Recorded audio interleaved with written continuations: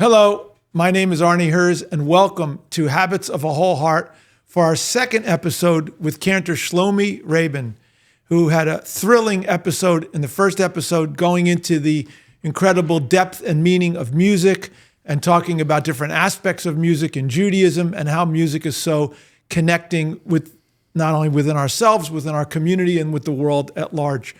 Shlomie, thank you for being here for episode number 2. And I was really moved by your singing. And this is now, I think, the 21st episode, and it was the first time we had singing, and is very moving. And our sound technician here, too, was very moved by the music, and I think it brings home the point.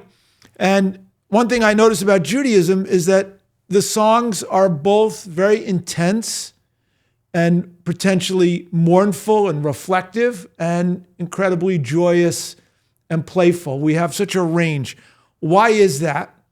And as you do that, I want you to start off, because I teased the audience that we would start off with the Unetaneh Tokef, so you could maybe share a little bit what that prayer is and what it means, and what song do you sing after that, and why that is. Yeah. So Unetaneh Tokef is, I guess, the most serious prayer of the Yom Kippur, and we actually sing it in Rosh Hashanah as well, service, and it kind of discusses how, God decides what happens this year, but we make it to another year, and how will we do? How will we be fair? So it's kind of a serious tune, and usually what I like to select to sing the tune is serious tunes as well, whether they're from the Jewish music repertoire or beyond. Sometimes what I'll do is I'll pick the Titanic theme song. Near, far, wherever you are, because I feel like that elicits from the audience, the emotions of the visuals of the Titanic, mm-hmm. And I feel that's appropriate, right? Because that's what we're doing now in this prayer is. So here's how the beginning part would go: Unetaneh Tokef kedushat hayom ki hu nora ve'ayom. Uvo tinaseh malchusecha v'yikon b'chesed kisecha v'teishev alav be'emet emet ki ata hu dayan umochiach ויודע ועד וחותם וסופר ומונה. Wow, that's so beautiful. Very moving. Thank you. And if I remember, when you were in shul, and you could see there's a certain stillness that you brought into the studio right now, and that I believe our listeners will feel. And it would be interesting to get some feedback from some of the listeners who are probably listening to this while they're in the car, while they're running, while they're going about their busy day, to see how music has slowed them down and got them to be reflective and perhaps understanding the depth and the sacredness of life, to let go of a certain pettiness or let go of a certain pain, to move more into their own light, into their own power. So it's very beautiful. But one thing, if I remember, in shul, you transitioned to another song that's very different from that. Could you share what that is and why? Yes. So this is definitely a Shlomie Rabin trademark. You can't necessarily try it at home. But one of the things that I meditate on when I'm preparing a performance is, what do I want the audience to feel? And while it's important to recognize the seriousness and solemnness of that prayer, we also have a trump card. And but the last passage says, Teshuva tefilu tzedakah, that through returning or repentance, as it's commonly known, and through prayer and through tzedakah, charity, we can annul the decree, right? So that's kind of a positive ending, right? I mean, that's quite good to know. We have a way around this. We know the judge. So I think that it's important to recognize the transition there. There's an opportunity to go from how sad or serious this is into, but we'll make it, we'll be okay. And so I selected a song there that I felt would bring us back up to a joyful level and to a hopeful level, a level where it's we're hopeful that and confident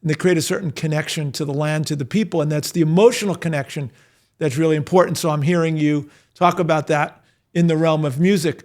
One of the things that you also make me think about when you ask that question of what song was at the table, and one of the songs I'm thinking about from the Passover Seder is Dayenu. And I think a lot about, we're living in a world today, and this is where the music and the meaning of the words have a deep impact. We live in a world today where it's always, I need more. I need more, I don't have enough, I need more, I need more. We're constantly feeling less than, lacking, fear of missing out, all these things that are happening. Social media makes young people feel like they're total, it's not enough. And one big essence of Judaism is to understand how fortunate we are, and that when we realize how lucky we are and how grateful we are and cultivate that gratitude, we're filled with wholeness. So what do you think about the song Dayenu? Would you sing a little bit for me? Wow, I love that. I love that. Ilu ilu hotzianu mi Mitzrayim v'ayanu mi Mitzrayim Dayenu Dayenu Dayenu Dayenu. We can start a show just like songs of the holidays. I love that. We should do a series. We should do that. Each series. All right. I love that. So it's interesting you mentioned gratitude, because on the drive down, I was meditating on the connection of gratitude and music. And music has a lot of different modes. You've got the serious, you got the solemn, you got the slow, different rhythms, But what's interesting is, let's look at the precedent for Jewish music. We know that Adam composed a song called Mizmor Shir Liyom HaShabbat, right? Here's the song of Shabbat. King David was known for composing his melodies on David's harp. We know that the first Shira, the first song of praise to God, was when they the Jewish people crossed the Red Sea, and Miriam, a female leader, bolted out those tambourines and was leading the Jewish people in song. So song is definitely all the way through generationally. Even, for example, it says that as Yashir Moshe, that when Mashiach comes, when Messiah comes, Moshe will then sing on behalf of the Jewish people. The Rebbe used to implement a lot of singing at his farbrengens, and he would encourage song during davening, during the prayers. So song is definitely a big thing, but how does it connect to gratitude? And the first one is the obvious connections, like I just mentioned, that when we have something good happen to us, we express it through song, like splitting the Red Sea or Mashiach coming, or, God, in Adam's case, he was like, oh, there's going to be, fire after Shabbat. We're not going to be dark forever. Thank you, gratitude. But I think also it's about getting in touch with the soul, because what music does is it says, hey, in your head, you think you don't have enough. In your head, you're not enough. But in your soul and in your heart, we find a different story. We find that you are enough, and that God gave you everything, and everything you need is within. So if you can still the mind and open the opportunity to hear the heart, and sometimes the conduit for that is song. The conduit to accessing the soul is through song. That's one of the reasons that we blow the shofar. Why do we blow the shofar? To crown Hashem as king? Why don't we create like a long, long speech, a coronation speech? Why is it just a simple cry of the shofar? Because that's just the way we connect. We're saying, God, when we rip away all the garments and all the layers, we're yours. A simple cry of the shofar. So when we strip away all the noise and we say to ourselves, 1 second, God gave me everything that I need, and I have everything that I want to in my soul. God gave me talents. So we just forget that all the time. And so music can sometimes bring us back to the gratitude. And I think that it's critical. Without that gratitude, they say the first sin was a lack of gratitude. It wasn't that Adam ate the apple. It was the fact that he said, oh, it wasn't my fault, it was Eve's fault. Well, Eve was the blessing that God gave you, so you shouldn't be alone. So now you're such an ingrate, you take the one blessing God gave you as a companion and say that was the reason. That was the sages say that the bigger sin than eating the apple was the lack of gratitude to the person or that God gifted him with. And so gratitude is everything. Shlomie, you just said something that was really profound, the whole thing, but there's a kernel in there, which I never thought of beforehand. We strip away all this extraneous roles. I'm a lawyer, I'm a father, I'm a husband, I'm a grandfather now. Mazel tov. Thank you. Simmen tov, mazel tov, mazel tov, simmen tov, simmen tov, mazel tov, mazel tov, simmen tov, simmen tov, mazel tov, mazel tov, simmen tov, yelanu. I love this. I think the next time I'm going to sit down with a world leader, a member of Congress, I would think we should just have the whole thing with song. I'm going to bring you along to sing. 100%. It's incredibly connecting. But what's fascinating is that you strip away all these roles, strip away everything of what society expects of you, what you expect of yourself, where your standing is. And there, when all that's gone, you find, I'm enough. I'm whole and I'm enough. And in a society where we're trying to find that we're good enough and that we're enough, we keep layering on more and more things. I have more likes, I have more this, I have more that. But in reality, we're taking ourselves in the opposite direction. And what you're saying is that through music, through meaningful music, through connecting music, it pierces through all those layers to the core of who we are, to feel whole and complete. And that sense of wholeness and completeness is the essence of what this podcast is about. And it's the essence of what Judaism is about. It's really the essence of what all the great religions are about. And so, anyway, thank you for helping me come to that insight. Yeah. Shlomie, one of the things too that you are doing is helping people find a vehicle through which they can bring their gift of song. And you talked about in the first podcast, first episode, how when we have a gift to give, that it's like we talked about, like the exhale. It's important for that person to be able to give the gift because that's why they're here. And so if you can't figure out what my channel is of where I can make a difference, is very difficult. So you're also helping on a very practical level of helping people find that outlet. So just tell us very briefly about your business and how that's helping people. Yeah. So I was a cantor. I still am a cantor, but I'm going back several years when I had reached the ceiling of the opportunity of my high holiday gig. I'd been there 8 years, and we kind of reached the max of the budget. And they loved me, and I loved them, but I wanted my next opportunity. And I thought to myself, why am I working so hard to market myself and call a bunch of synagogues, and isn't there somewhere I can go that can like help promote me or get me that next opportunity? Like I'm doing this from scratch. And after looking around and realizing that there wasn't really someone like that or some place to go for that, I said, all right, well, be the change you want to see in the world. So I started this I had a day job at the time, and I just started this very, informal, people were actually started with a phone call from a rabbi in the Caribbean who was looking for a high holiday cantor, and he called me for my services. And I said, I'm sorry, I'm already booked. And before I hung up the phone, I was like, you know what? I don't like being a no person. I like being a yes person. So it's like, oh, sorry, I can't help you. I'm booked. Bye. Well, you didn't help him. Okay, maybe you felt great flexing, saying, I don't need your job. But where does that leave him? And I thought to myself, but one second, but I know other people. I know other cantors that might be looking for a job. So I said, hang on, let me see what I can find you. And we ended up getting a guy for him. And that guy, if I recall, is still going to that job, absence a small COVID break when they weren't letting foreigners into the country, into the island. But, and so I thought to myself, this is crazy. Not only did that help the rabbi get a good, qualified candidate as his talented cantor, I also helped this cantor get some money. And I think it was the second year or so I crunched the numbers and I was like, wow, I brought $50,000 into cantor pockets.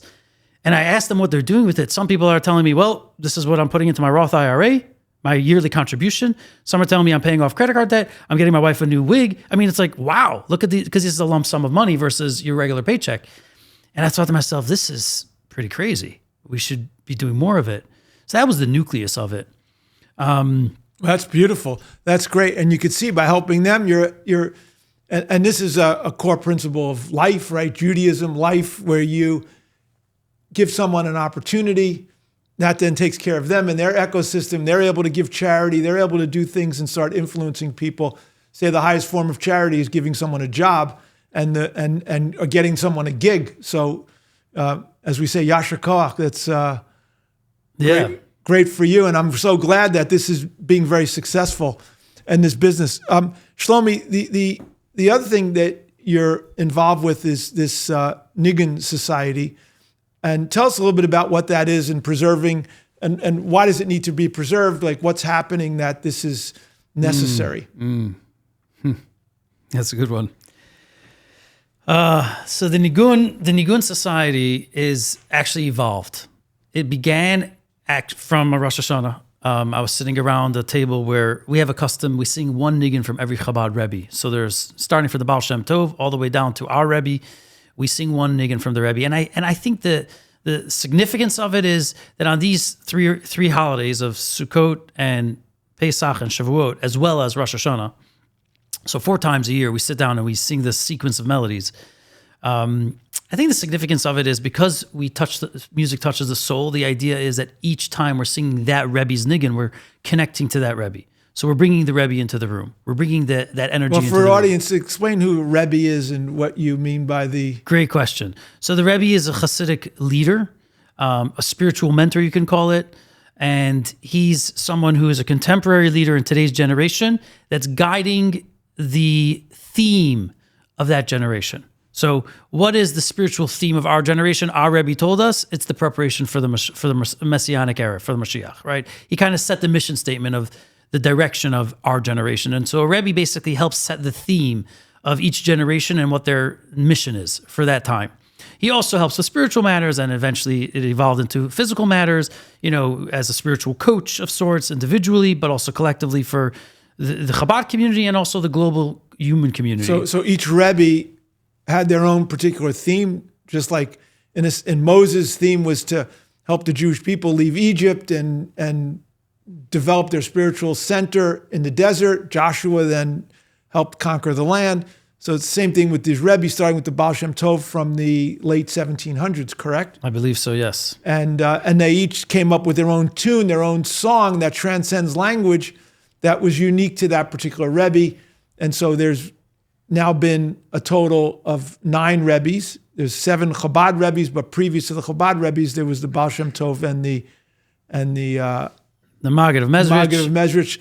And so that's the 9 niguns you're talking about, and that you're trying to preserve that so that humanity doesn't forget that. And these are tremendous gifts of what we would call enlightened beings who were able to channel the holiness from the highest level. Is that fair to say?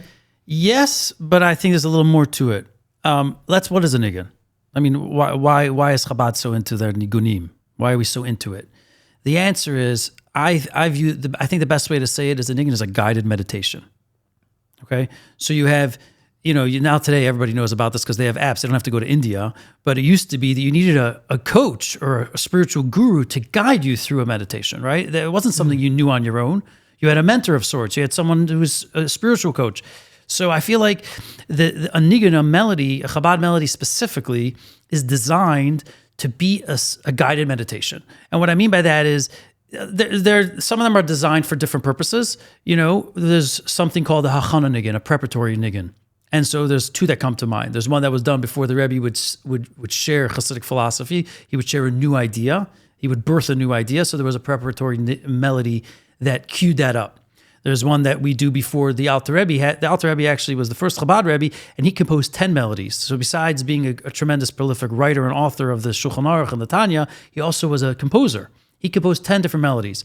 Some of them have lyrics, some of them don't. Keliata is a famous one. Keliata ve'odeka Elokai aromemeka Keliata ve'odeka Elokai aromemeka. This is my God, and I will thank him, say gratitude, and this is my God, and I will exalt him. And what is the meditation meant to bring you to? A place of gratitude, place of... It's meant to create an experience, when you're saying the guided meditation, where you're now experiencing gratitude, humility, hope, whatever may be for that particular... Yes, so I would say there's ones with lyrics, like this one, they're the exception to the rule. Most Chabad melodies are without lyrics. And so the lyric-free melodies, the opportunity they offer is transformation. And when I say transformation is, imagine that you're at point A, right? Right now you're stuck in your muck. You just left work. Your head isn't totally immersed in that. You have to transition to go home. And in your commute, you have 15 minutes to get ready to be home. And then at home, you want to embody a totally new person, right? You want to be present for your wife. You want to be present for your kids. You want to be present for the household needs. You're no longer the boss. You're a partner. You have to transition roles. So what's the process of transition? I heard once an expression, they say, why is sunrise and sunset so beautiful? Because transitions are difficult, so Hashem, created beauty around it. Change is hard. So a lot of times melodies offer an opportunity to unlock going from point A to point B. That's why it's a preparatory niggin, right? We're about to be revealed with a bunch of new Hasidic ideas. Well, are we ready for it? Wow, that's beautiful. In a life where we're constantly running from place to place to place, to have that transition and to be able to prepare yourself. And that's part of what like a mezuzah is on a door. You're going into a room to remind yourself the space you're going into is holy. Cues it up. To be able to transition that. Shlomie, we are at the end, believe it or not, of episode number 2. And I think this is incredibly rich. You gave me a great idea, which is to have you back each season to go through the different songs and the meanings of that season to give everyone a sense of what that season is about. And so I know in December, we're going to have Hanukkah, and it's also the Hasidus New Year that's going to be coming about. So we could delve a little bit more deeply into these topics at that time. And I really look forward to having you back. This has been the most joyful podcast because it brought forth music and energy and everything, and a real emotional connection. So I really want to thank you for your craft, for your love, for your wisdom, and thank you very much. Thank you. So thank you, Arnie. Shlomie. And for our guests, I really want to thank you for tuning in. We are really trying to make a difference in people's lives. Many people are struggling, trying to find their deepest purpose, trying to get past the noise to connect to a deeper sense of meaning and purpose. And that's what this podcast is. So please feel free to forward this to other people that you think may be helpful. Join our community. And please tune in for future podcasts of Habits of a Whole Heart. Once again, my name is Arnie Herz, and I'm your host. And this is part of the larger Humanity Matters series on hmTv. Thank you very much. Until next time, have a great day.